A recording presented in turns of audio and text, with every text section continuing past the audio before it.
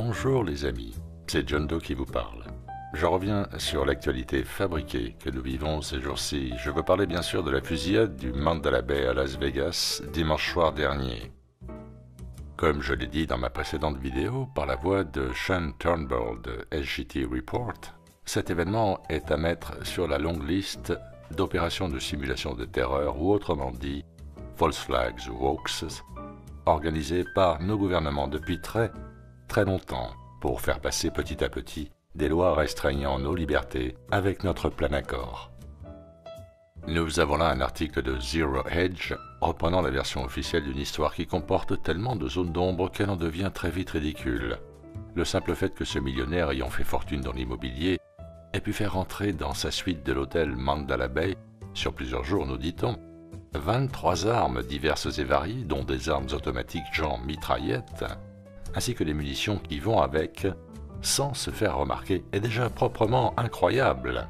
Mais ce n'est pas l'objet de cette vidéo que de disséquer cette narration prête à ingurgiter. Non, le sujet abordé ici m'a été inspiré par une vidéo de l'excellente chaîne YouTube TrueStream Media, dont je vais mettre le lien en partie description et que je recommande à tous ceux qui comprennent l'anglais. Au-delà de la rhétorique de la gauche américaine sur le contrôle des armes, qui est bien réelle, et que cet événement va amplifier, certes, il y a d'autres mécanismes à l'œuvre qu'il est important de mettre en évidence dès lors que des infos sont disponibles. En fait, il y a une seule question essentielle à se poser systématiquement.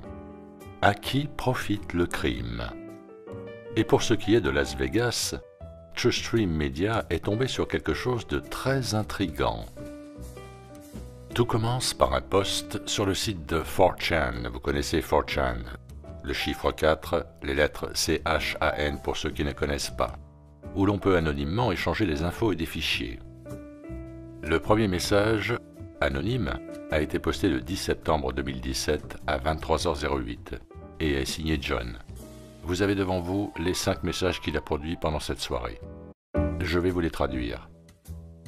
Écoutez, vous me faites de la peine, donc je vais vous dire un petit secret. Si vous habitez à Las Vegas ou Henderson, restez chez vous demain, n'allez à aucun endroit où les gens se rassemblent en nombre.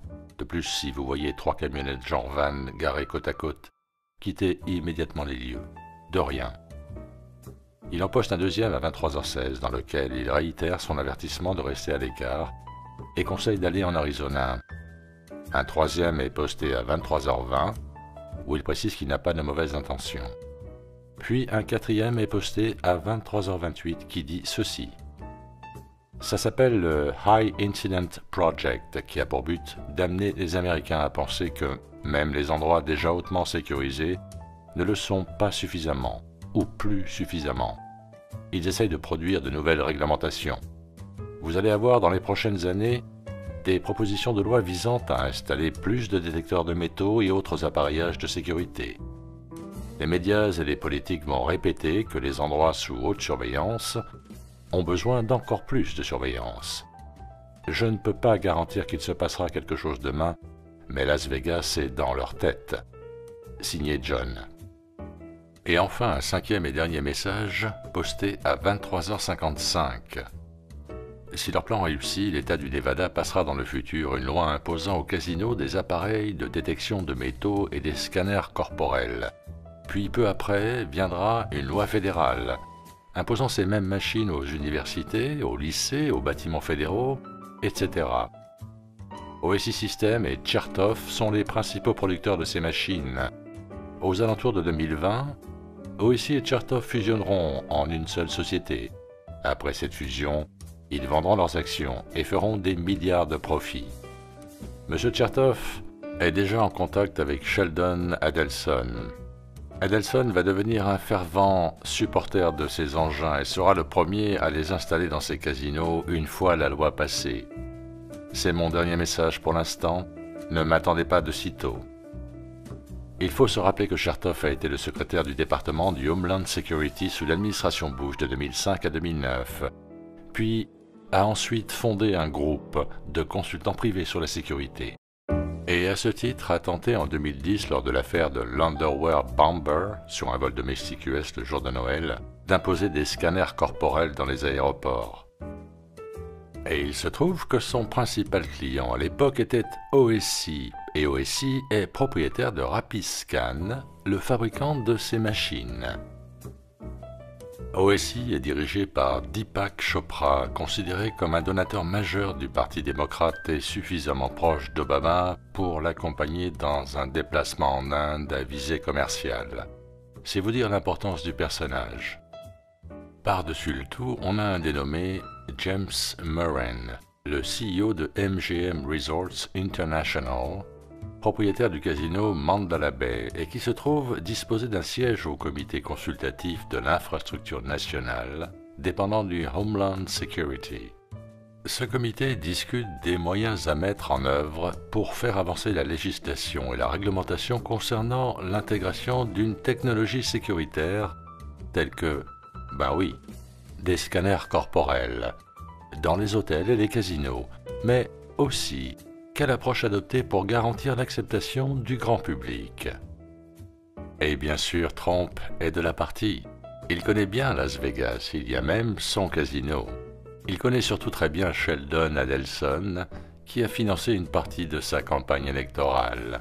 Et ce qui est intéressant, c'est que, bien que l'on ait le bruit médiatique habituel sur le contrôle des armes après ce genre de false flag, nous avons cette fois-ci, dans plusieurs sites d'information mainstream, des articles questionnant la sécurité dans les hôtels.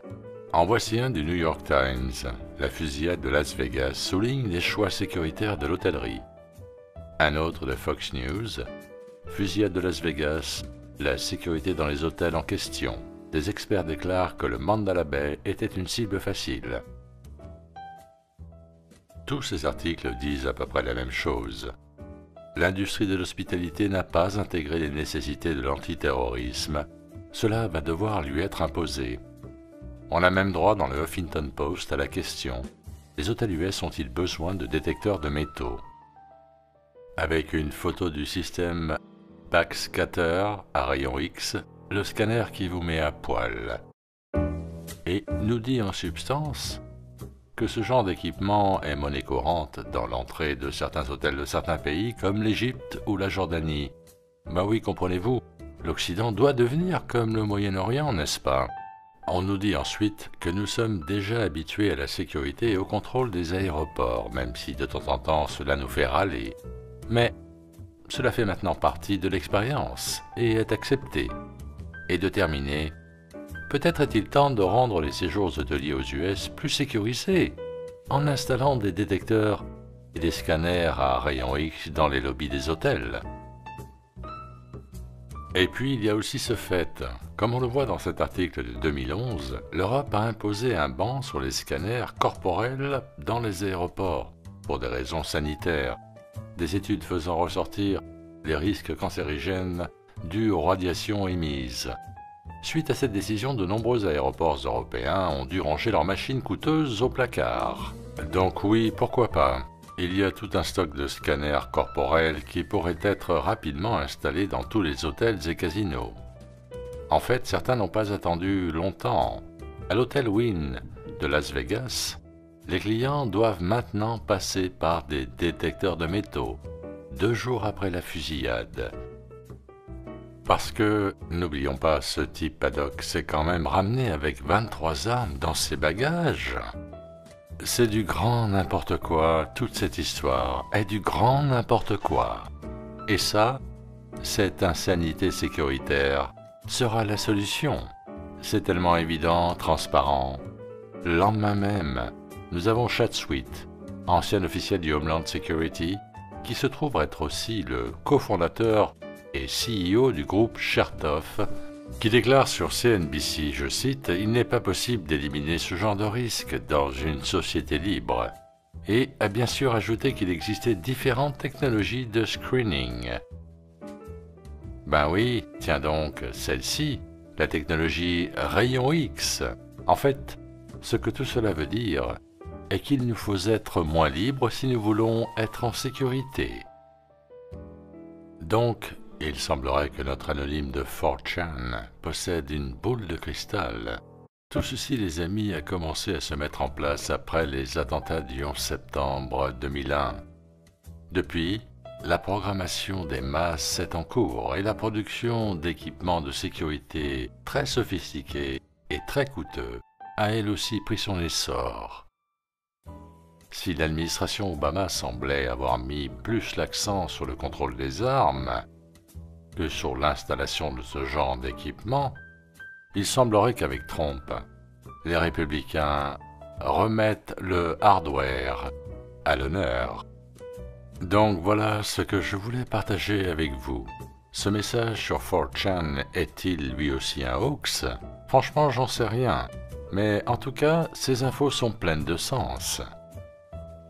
À peine une journée après ce false flag, cet hôtel commence déjà à faire passer ses clients dans un détecteur de métal.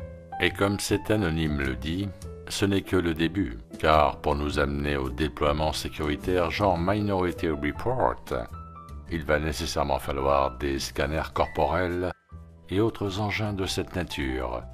C'est la seule solution. Mais ils savent aussi qu'ils ne peuvent pas brutalement l'imposer comme ça. Ils doivent pratiquer ce que l'on appelle l'ingénierie sociale, et les simulations de terreur, les false flags, les hoax, sont un moyen très efficace de faire accepter aux gens de plus en plus d'intrusions dans leur intimité et leur intégrité physique. Et c'est pourquoi, à chaque événement de ce type, vous devez vous demander à qui profite le crime. En plus, il faut savoir que ces machines hyper sophistiquées ont déjà été débunkées. Plusieurs sites internet ont déjà démontré comment passer des objets sans qu'ils soient détectés. Faites vos recherches et vous trouverez. Je ne sais pas pour vous, mais en ce qui me concerne, la perspective de vivre dans une société où vous devez passer par des machines pour faire vos courses me pose un sérieux problème. Et ils ont le culot d'appeler ça liberté. Cela n'est même pas humain. C'est pourtant la réalité qu'ils tentent de mettre en place. Et où vont-ils s'arrêter une fois que tout ça sera enclenché? Merci de votre attention, c'était John Doe pour ITV.